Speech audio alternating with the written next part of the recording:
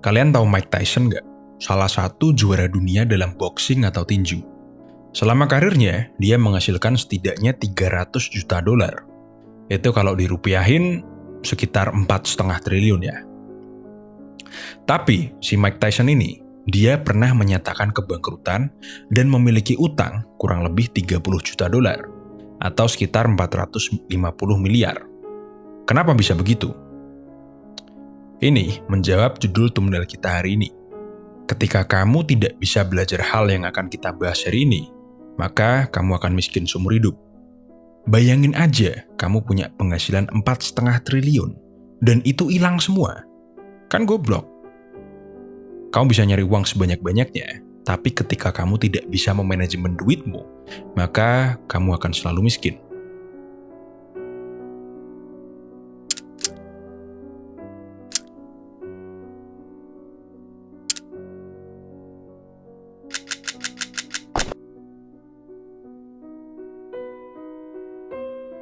Sekarang saya tanya, menurut kalian, uang itu apa? Apakah dia ini cuma sosok yang datang ke kamu, tapi begitu datang langsung kamu suruh pergi? Atau uang menurutmu itu sesuatu yang harus kamu jaga betul-betul? Atau menurutmu juga, uang itu sesuatu yang harus kamu habiskan? Atau sesuatu yang lain? Jadi, sebelum kamu belajar cari uang, kamu harus tahu dulu, menurutmu, uang itu apa? Dan bisa memanajemennya. Soalnya percuma dong, kalau per bulan kamu punya penghasilan 20 juta, tapi di akhir bulan kamu nggak punya apa-apa yang bisa menunjukkan bahwa kamu itu berpenghasilan 20 juta. Buat apa? Nah, hari ini kita akan belajar tentang itu. Tentang cara bagaimana kita memperlakukan uang kita.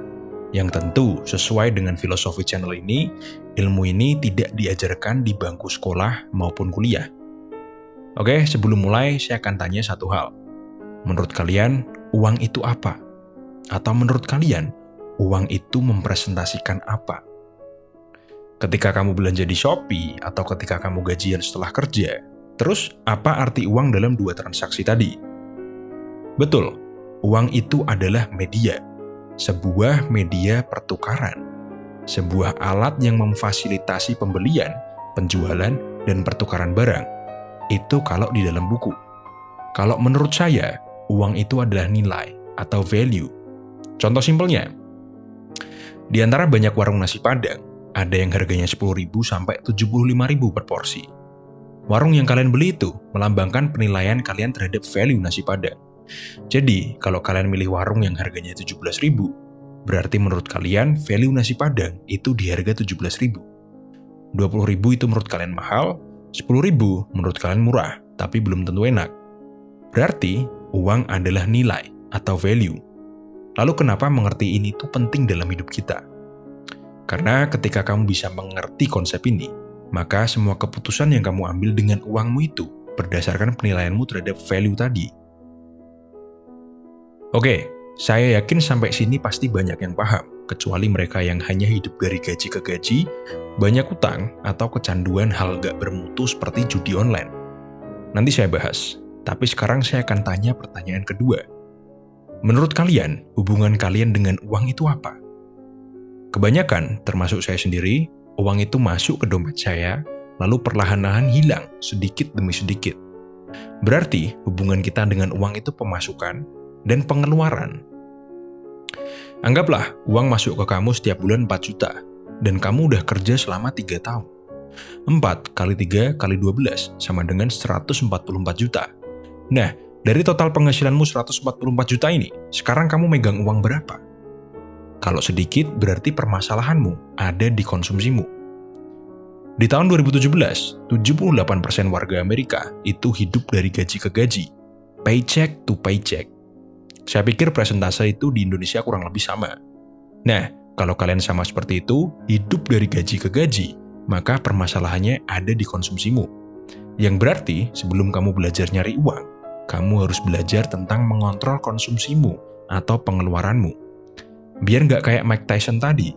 Sebesar apapun penghasilannya, kalau manajemen uangnya busuk, pasti akan hilang, akan habis. Model seperti Mike Tyson tadi, ketika dia pengen nasi Padang yang range harganya 10.000 sampai 75.000, dia akan nyari yang 300.000. Apalagi mereka yang kecanduan slot. Rata-rata masih mahasiswa atau mereka yang gajinya menengah ke bawah. Mereka dapat uang 4 juta, awalnya mungkin cuma depo 200 ribu atau 400 ribu. Tapi lama-kelamaan deponya ini bisa sampai 2 juta. Setengah penghasilannya sendiri. Gila. Oke, selanjutnya kita akan bahas sebuah jebakan yang pasti kita semua pernah atau akan mengalami dalam hidup kita, yaitu jebakan uang. Sebuah jebakan yang seperti lintasan lari yang berbentuk lingkaran. Kita lari terus tapi cuma muter-muter aja, seperti lingkaran setan. Kalian kerja 5 hari dalam seminggu, gajian sebulan sekali, dan ketika gajian, uang itu masuk ke rekening kalian, dalam 1 hari, uang itu sudah hampir habis. Entah kita buat bayar kebutuhan, buat hedon, kita buat bayar cicilan, atau yang paling goblok, kita buat judi slot. Tanggal 1, uang masuk 4 juta. Tanggal 3, tinggal 1 juta. Dan itu harus cukup untuk sebulan. Kan goblok. Dan kita kayak gitu terus selama berbulan-bulan, bertahun-tahun, atau bahkan seumur hidup. Nah, karena tadi saya ibaratkan seperti lintasan lari yang berbentuk lingkaran, namanya lari pasti kita ada keterbatasan stamina. Bisa jadi baru 3 putaran kamu sudah lelah, jatuh sakit, lalu kehilangan pekerjaan kalian. Kalau udah gitu, kalian bisa apa? Padahal kalian habis ambil cicilan mobil 5 tahun, atau habis ambil DP rumah 15 tahun. Mampus kalian. Kalaupun tubuh kalian tahan banting, stamina kalian kuat, kalian yakin bisa lari sampai 100 putaran, lalu apakah kalian bisa menjamin bahwa mental kalian akan tetap sehat dan bugar setelah 100 putaran? Ini yang sering dialami orang tua kita yang dari golongan menengah ke bawah. Contohlah bapak saya. Beliau bekerja dari usia muda, jadi tentara ketika lulus SMP. Karena beliau dari Tamtama yang pangkat awalnya prajurit, otomatis sangat susah untuk jadi bintara, apalagi perwira. Dan menurut cerita bapak saya pun, zaman dulu untuk naik pangkat itu ada 2 cara. Pertama, dapat prestasi dari berangkat perang, atau kedua, nyogok komandan agar bisa disekolahkan ke sekolah bintara atau perwira. Zaman dulu masih kuat sekali korupsi dan nepotismenya. Selain itu, cuma perlu nunggu waktu 4-5 tahun untuk menaikkan pangkat normal. Itu pun juga bersyarat. Nah, karena bapak saya ini punya anak dan beliau family man, opsi kedua sangat tidak mungkin, karena uang yang beliau dapat itu untuk keluarga.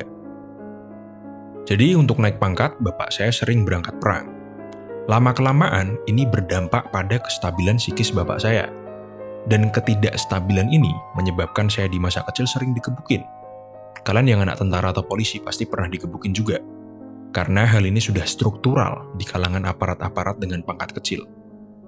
Gaji sedikit, tekanan mental berat. Salah langkah sedikit, disuruh berangkat perang atau dipindah tugas.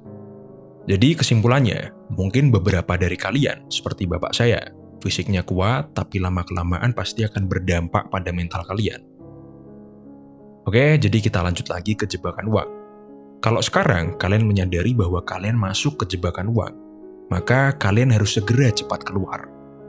Caranya adalah memperbaiki hubungan kalian dengan uang.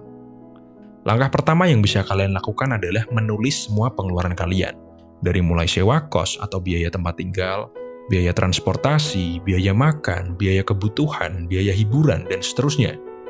Intinya, kalian harus memahami diri kalian, pengeluaran dan konsumsi kalian. Kalau kalian sudah paham, langkah selanjutnya adalah budgeting, atau menentukan target berapa banyak seharusnya uang kalian keluar dalam sebulan. Kalau kalian sudah menentukan budget kalian, maka secara sistematis harusnya kalian sudah bisa memilah mana yang nggak penting dan menghapus hal itu dari pengeluaran kalian. Nah, nanti uang sisanya bisa kalian tabung atau investasikan, semisal kalian belum berani berbisnis. Ini ya, saya kasih proyeksi untuk 7 tahun ke depan. Nanti, di 2030, puncak bonus demografi Indonesia, ekonomi itu akan semakin sulit. Kalau kalian nggak bisa jaga-jaga uang atau aset dari sekarang, maka kalian akan puntang-panting nanti di 2030. Untuk detailnya, saya bahas di lain waktu. Hari ini kita belajar tentang uang dulu. Oke, lanjut ya. Saran tambahan dari saya, sebelum kalian memutuskan untuk invest atau membuka bisnis dari sisa uang kalian, kalian harus nyiapin dulu dana darurat. Jaga-jaga seandainya kalian di PHK. kalian sakit, atau berbagai macam alasan darurat lainnya. Jadi, kalian harus bisa menekan lifestyle kalian. Bahasa Jawanya sakmadyo atau secukupnya aja. Jangan malah kalian hidup dengan lifestyle yang jauh di atas gaji kalian. Kalau kalian kayak gitu, dalam 1 tahun aja, saya yakin kalian akan terlilit hutang. Tapi jangan salah ambil kesimpulan. Saya nggak bilang beli mobil mahal, perhiasan, iPhone 15, dan barang-barang mahal lainnya itu tidak berguna. Yang saya maksud itu, belinya sesuai standar gajimu. Atau kalau memang beli yang di atas itu, pastikan kalian udah nabung dulu dari lama, bukan dari gaji kalian bulan itu. Jadi ya, kembali ke kalian. Kalian lebih milih kelihatan banyak duit, atau beneran punya banyak duit? Oke, sekarang kita masuk ke pembahasan untuk meningkatkan income. Satu nasihat yang bapak saya bilang ke saya dan masih saya ingat sampai sekarang, itu nyari uang 2 juta per bulan itu gampang. Tapi nyari uang setiap hari, 50.000, itu susah. Sekilas memang terdengar gak masuk akal. Karena kalau kita nyari uang setiap hari 50.000, dalam 1 bulan kita cuma dapat 1,5 juta. Tapi kemampuan cari uang setiap hari itu, lama-kelamaan akan berkembang. Berevolusi dari yang sehari 50.000 meningkat jadi 60.000, meningkat lagi jadi 70.000, dan seterusnya. Dari pengalaman saya terhadap uang, menekan pengeluaran itu jauh lebih mudah daripada meningkatkan pendapatan. Nah, tapi karena ini kuliah kehidupan, saya akan bahas sedikit tentang jalur-jalur untuk meningkatkan pendapatan. Tapi nggak mendetail ya, buat gambaran aja. Detailnya saya bahas di konten lain. Pertama, jalur bisnis. Jalur paling cepat untuk dapat uang. Caranya simple, kita breakdown dengan simple. Kamu pahami market, cari permasalahan di dalam market, cari solusi dari permasalahan itu, lalu jual solusi itu ke masyarakat luas. Itu jalur bisnis, tapi nggak semua orang mau dan mampu ke jalur ini. Kedua, jalur investasi. Caranya simple. Setiap hari kamu belajar investasi, setiap bulan uang sisamu kamu masukkan ke instrumen investasi yang sudah kamu analisa. Kalau untung kamu bisa tarik, kalau rugi kamu bisa manajemen resiko. Cara ini mudah dan bisa dilakukan oleh siapapun. Oke, jadi kesimpulannya.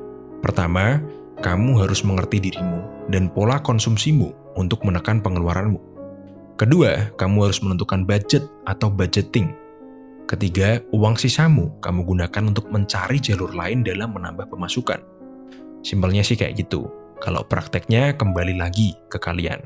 Bisa apa enggak?